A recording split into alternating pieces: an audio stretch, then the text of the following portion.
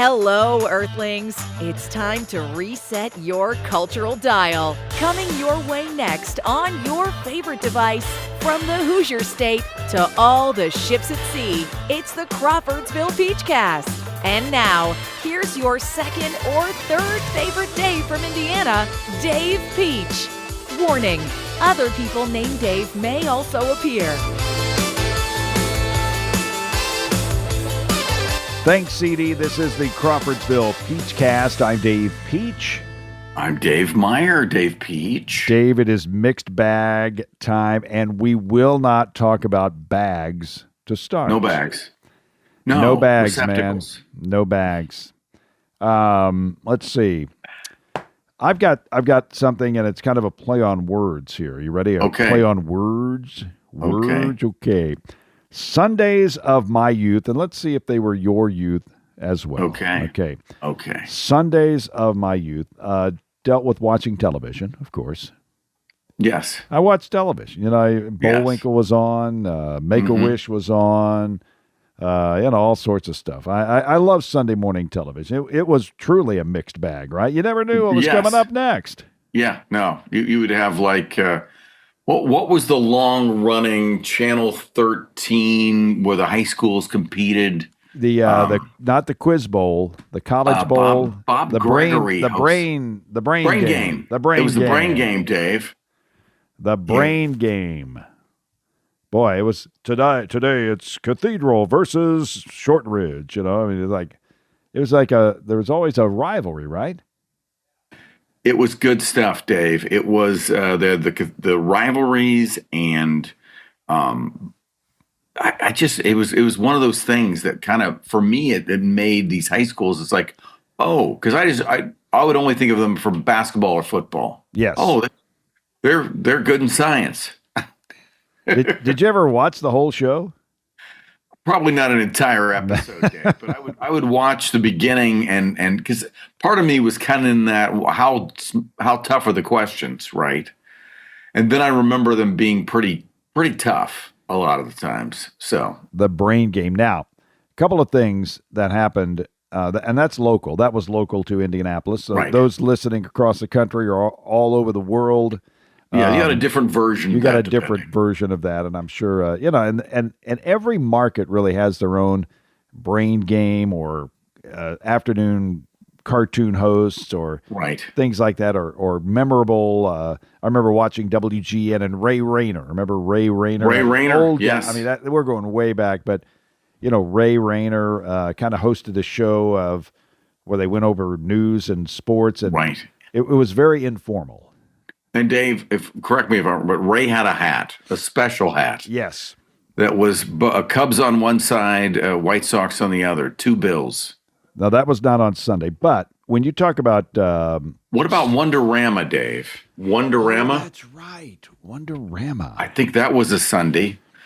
Bob McAllister was the host, I believe. Bob McAllister. Wow. And he went on to make all those, started that deli chain, right? He started that deli chain that went very well for him, Dave. I love the nachos. I remember him with good hair. Don't forget, if you choose to, the nachos are part of that. You can get a sandwich and nachos, but I will tell you this. Make sure the person reads back, because I got a potato one time. Uh-oh. And it was one of the most disappointing nights of my life. I mean, I'm sorry, Dave. I was thinking about, I was getting the Nacho Supreme half order, and it came in nacho potato. No bueno. This Spud's not for me. That Spud was not for me. Nacho potato? No, I didn't.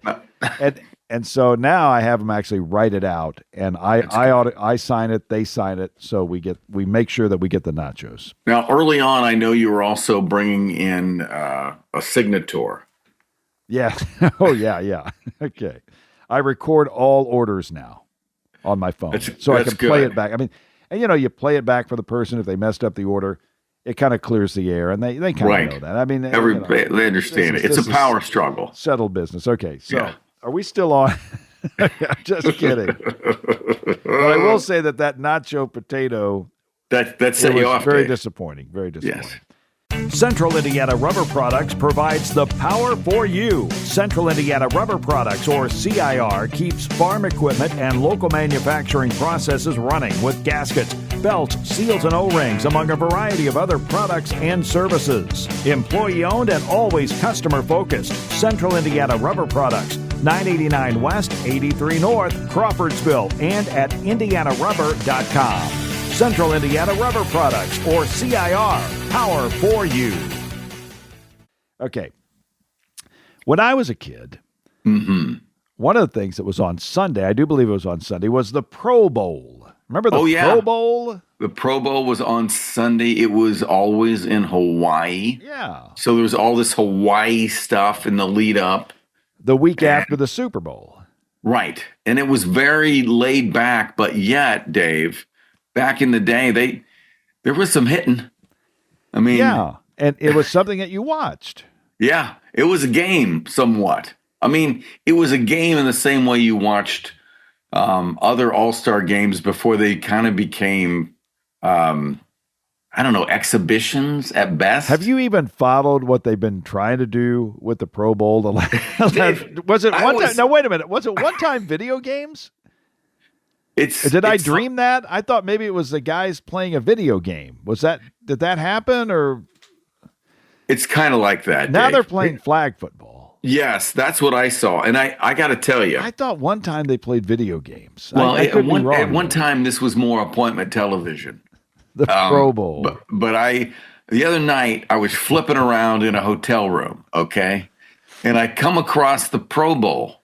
Nobody knew it was on. No, are they playing it where or somewhere around where the game is being played? No, Dave. They're about 35 miles north in the convention center in San Francisco with kind of a lay-down field that it's almost sideways. It looked like, did you invite everybody? What's happening here? Isn't it kind of past time just to do away with the Pro Bowl? I mean, if it's a flag football game on a Tuesday and nobody knows that it's on and nobody cares, why are you even doing it? Why not just say, they used to play. They made the Pro Bowl. Now, wait a minute. Yeah. Let me go. Yeah. Let me go here because I'm always making good points. Okay. There was a time that the defending Super Bowl champion played college all-stars at the beginning of the season in an exhibition game. Now, okay, I can remember, this was a long time ago, Dave. In Chicago. It's like 1976, 77, something I remember, like that. Yeah. Here's what I remember in my head. The Steelers, after winning one of the Super Bowls, I remember them watching in my living room, them play the college all-star game. And it got called off because of a torrential downpour at Soldier Field in Chicago. People from the stands were coming in and doing like water skiing on the field, and Frank Gifford is sitting there. I don't know what are we doing here, folks. And finally they said that's it for the game, and that was it for the All-Star versus the Super Bowl champion game. That was the last time. So at one point they said that's it. See, at some point we're not doing this. Going to go. This is probably not a good idea. No, I mean, why would you? Yeah, it's like okay, you couldn't. As Jim Nance would say, unimaginable today. Can you imagine a guy getting drafted by the St. Louis Cardinals or whatever, Arizona Cardinals, and then going to a practice to take on the Kansas City Chiefs? I mean, no, that ain't going to happen. That ain't going to happen now. Go ahead and put your new assets on display for permanent injury. Your first round pick gets injured in a game hit in a rainy Chicago stadium. No. What was at stake there? We were pushing a lot of. Now we'll get to this. Omaha. We're going to get to this later. So it's time. I mean, I know I might be the last person in the world to voice this. It's time just to say goodbye to the Pro Bowl. I mean, just put it away. Bring out Bird Parks. Put it away. It's not worth it. It's not worth the effort. You're making yourself, the NFL. I mean, it really doesn't matter because you're making $50 billion a day anyway. Right. But it's time just to say goodnight. Yeah, the ruse of the event is. I think everybody's in on what we're doing here. It's kind of it's not even, but it's not that it's not that big a deal. No, I want to say this is where you'd be better off. Like the people that didn't know wrestling was staged, when they were finally told it was entertainment, it didn't hurt the attendance because they put on a show. Yeah, let me say this. If flag football is the fastest growing sport in America, great. Bring in some flag football players to play a game. Let's watch them. And let's watch them, Hey, how about that? And then Jerry Rice can coach that team, and Joe Montana can coach the other team, and they can do some whatever interviews or something like that. Bring in the best flag football players in the world and let them play. Women, men, let them play. Battle it out. Have a tournament or something like that. Do it. I mean, but don't make these guys play flag football. I mean, not that it's beneath them. It's just like, let me just say that again. And don't misquote me on this. It's just like,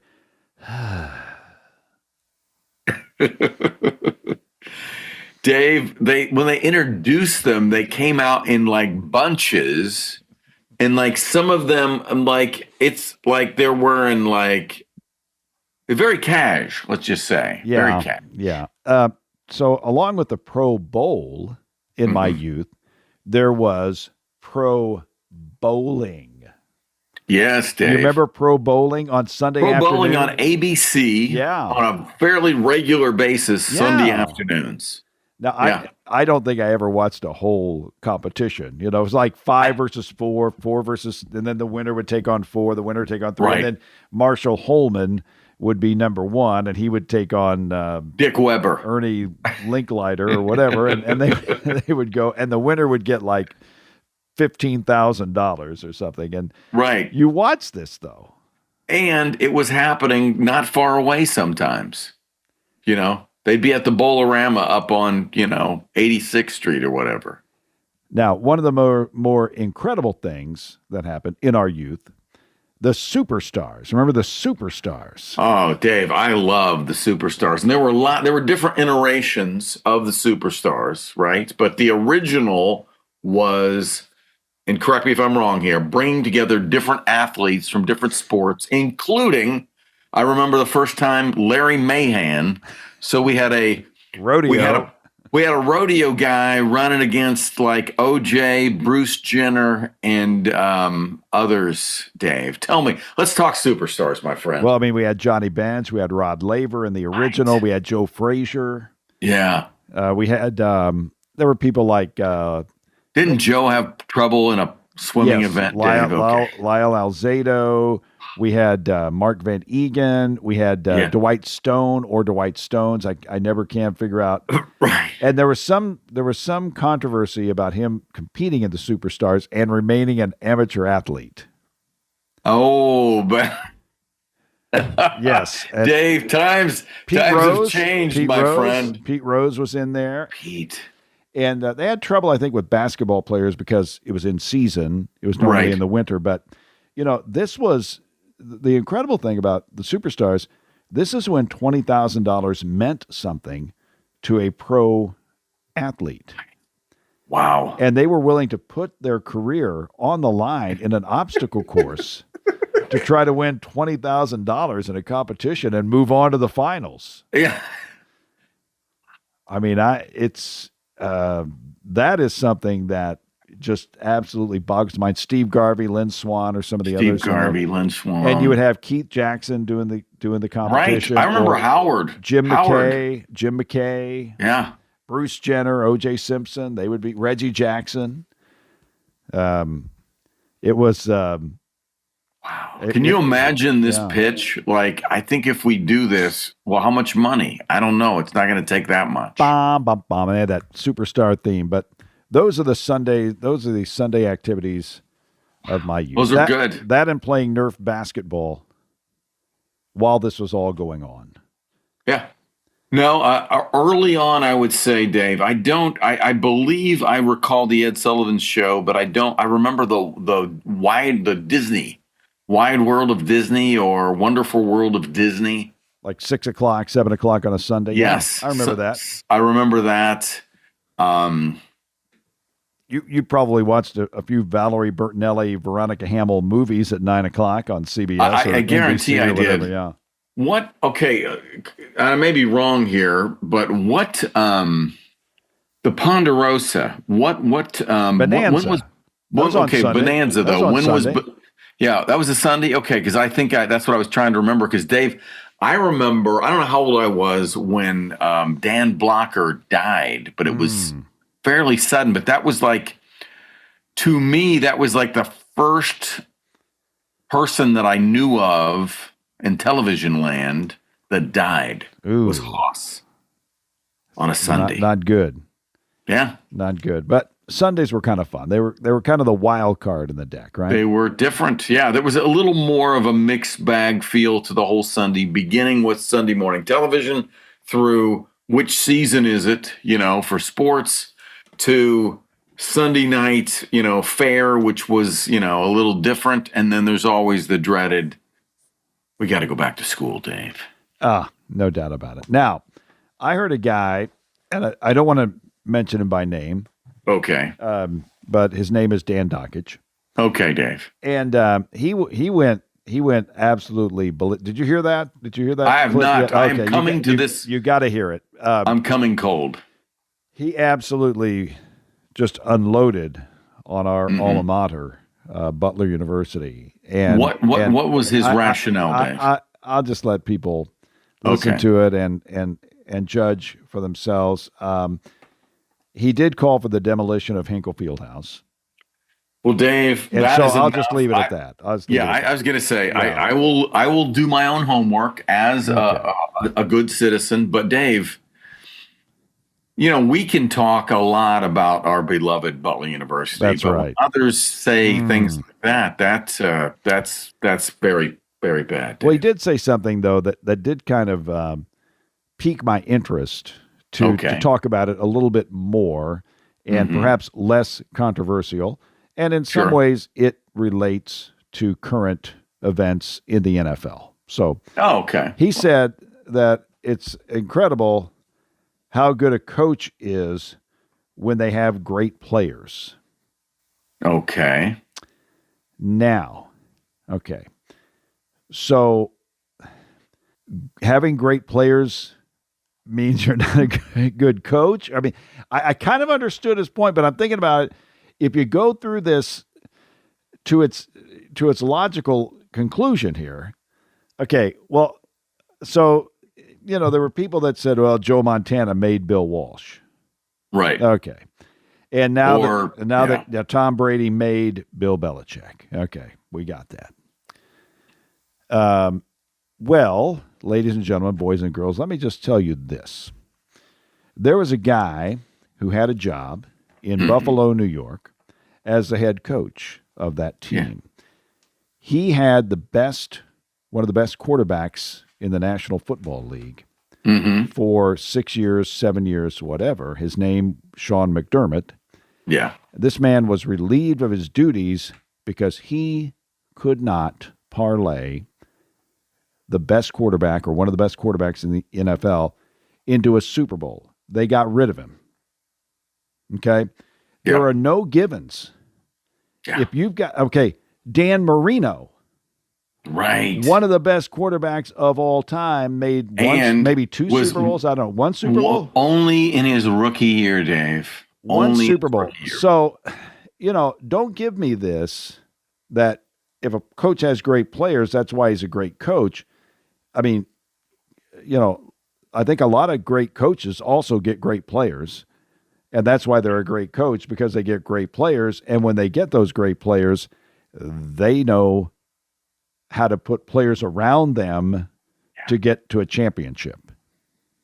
Yeah. And I mean, there's so many factors that come in. And somebody who's been a coach should know this. This is where I can respect broadcasters who become broadcasters and can go back and can look as objectively as possible. But I mean, as an example with the Colts, Peyton Manning, the whole time we had Peyton Manning, we had one Super Bowl, and it was not the best Colts team of the Peyton Manning era. It took luck and some symmetry and Bob Sanders. Bob Sanders. Bob Sanders. Yeah, an X factor who really. How many full seasons did Bob Sanders play? One, two. I mean, maybe. I wish he'd have played 5 because they might have another Super Bowl.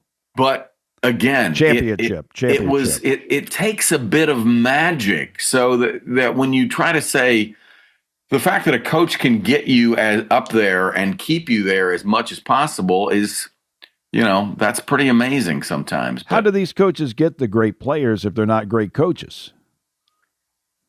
Well, and it's nobody in the NFL, the way, the system is, it's hard. This is where New England, what they did for the longest time, the fact that they're fairly quickly back in the Super Bowl game after, only being away from it from 6 years?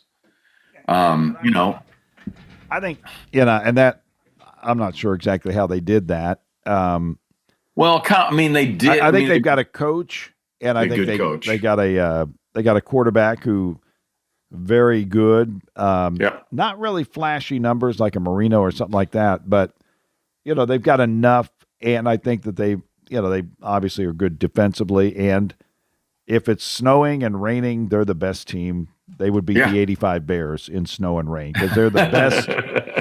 They are the best team. They're the Mutters. They are. They love that stuff. It'll be. No, But do you see my point? I mean, I'm thinking, how ridiculous is it to say so?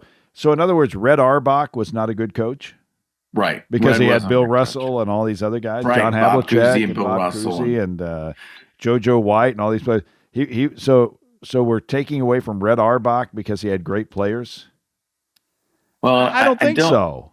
I don't think so, Dave. I don't think so. And yeah, that just kind of, I'm thinking, don't quite get that. Now, as far as Bill Belichick not being a first ballot Hall of Famer, I think that's pretty suspect.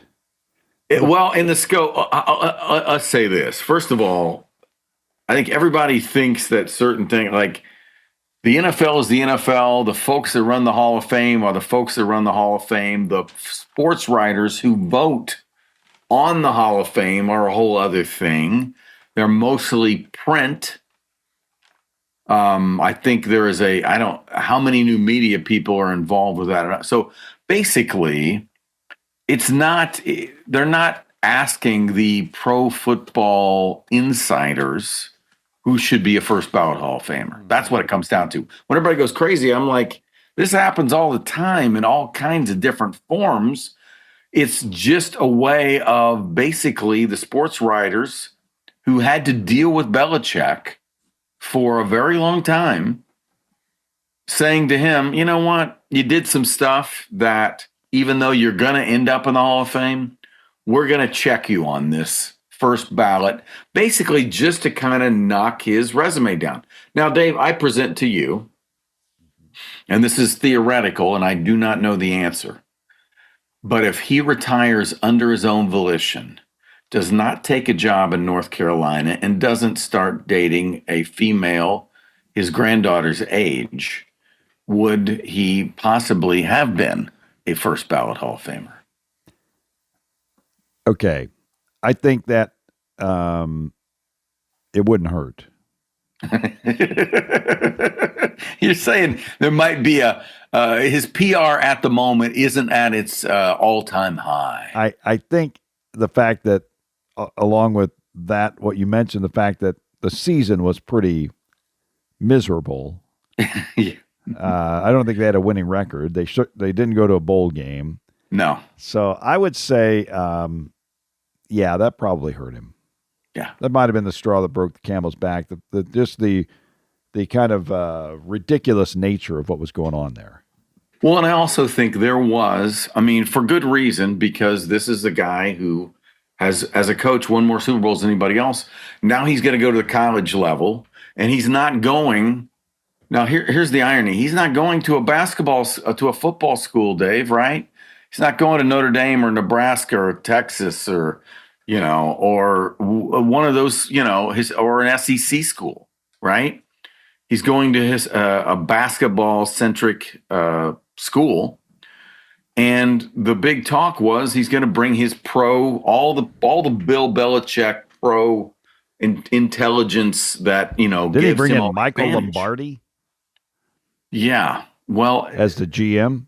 See, and this is the problem. I think, again, people, you may be great at one place, but you may not know the other. And sometimes your brilliance creates ego, which creates blind spots. And I would say Bill's blind spots have been, you can be brilliant tactician in the football arena. You can still have these large blind spots. So I think he's going to get in. So I want to say to the people that are upset, in the end, he didn't get any money. Like, he's not out anything, really. And in the scope of things that people can get upset about these days, Bill Belichick not making the Hall of Fame first ballot, I'm okay with that. If I were voting, Dave, I would have voted him in because the evidence on the field is stronger than any other coach, so he should be there. And I don't think his discretions, as far as Deflategate and Spygate, while they weren't, they were, and he was punished for those. Right. I don't think that they really rose to the level of keeping him out of the Hall of Fame first ballot. No. I mean, again, if you look at it, it's pretty weighted on one side, and it's based on success on the football field over time. The most Super Bowl wins. That's, in that sport, that's it. Well, it is a debate that will roll on. Anything else on your mind today? Dave, it's cold. All you can in a eat lot of sushi places. in Broad Ripple. I tried that. That was I was ready down, Dave. after that tough loss against Georgetown. All you can eat sushi, man. It's like it's hard. It's it was. I mean, I could eat. I just went ahead and polished off a lot of sushi after the game. an insane amount of sushi because I was so disappointed after the loss. Yes, it was. We've had a few of that lately. Yeah, Dave. we've had that, but that was I just laid into the sushi. I get you. Well, I was in Boston most of this week in a hotel room and occasionally getting outside. They do very well with snow removal there. Our snow is just hanging around. Dave, and we got more this morning up here, and just enough to, make some of my shoveling work look less. It's one of those times where we just can't get the warm weather to get rid of the snow, so we have this 2 weeks of icky stuff. Yeah, enough of it is melting to make it icky, but it's not going away. No, we're how far away we're going to have the big meltdown, and then eventually there's going to be some rain, and it'll get good brown ugly. But Dave, we will have sunshine and 60 degrees someday, and I long for that. We will look forward to that. Again, Dave, always great to talk to you. If it's about the Pro Bowl, pro bowling, the American Sportsman. Did we talk about the American Sportsman? We talked about superstars, but the American Sportsman, Kurt Gowdy, groovy theme at the beginning of that show. I mean, I never watched the show, but I watched the theme. Well, I remember it looked different. Now I knew later it's shot on film, and the way it had a feel that was kind of cool, And Kurt Gowdy, I mean, that draw and what the a ease. voice. Oh, the ease with which he talked about everything. Good stuff. Now, good stuff, Dave. Now we can watch, John Dacre sing. We can watch an AI Bob Barker throw Snoop Doggy Dogg across the stage. What else can we see? We can watch the Brady Bunch Variety Hour, every single song from every episode over and over again. What else? They're coming at us. What else can we watch? We can watch, of course, a lot of biscuit bacon out there. Right. We can see big tenderloins from across the fruited plain, but primarily here in Indiana. Here. We can, just great things that we can see on the internet every single day. But I got to say, my guilty pleasure is the AI Bob Barker stuff. The AI Bob Barker. Have you ever No, Dave. I'm going to Google AI Bob Barker. Oh. I've seen I know what you're talking about because they've come up while I've been in the scroll. Yeah, and sometimes it's AI Bob Barker and Bob Ross. Oh, yeah. Together. I've never seen the mashup, Dave. I've only seen the singles. And then the Brady Bunch variety show, or with the car wash. That's one of my favorites. The car and then wash. every now and then, for me, I don't know about you, Dave, but every now and then I get like a dragnet in there somewhere. Yes, yeah, you get a classic How does this work? show or something like that. But it's a wonderful world that we live in 2026. Dave, always fun to talk to you. My pleasure, sir. Don't forget Crawfordsville peachcast.podbean.com. Like, share, and subscribe. We are on iHeart, Apple, Spotify, YouTube, and Podbean. I'm Dave Peach. I'm Dave Meyer. Until next time, America, thanks for listening to the Crawfordsville Peachcast. Thank you for listening to the Crawfordsville Peachcast. If you enjoyed it, follow the podcast and ring the bell so that way you'll always be up to date with the newest episodes. We'll see you next time.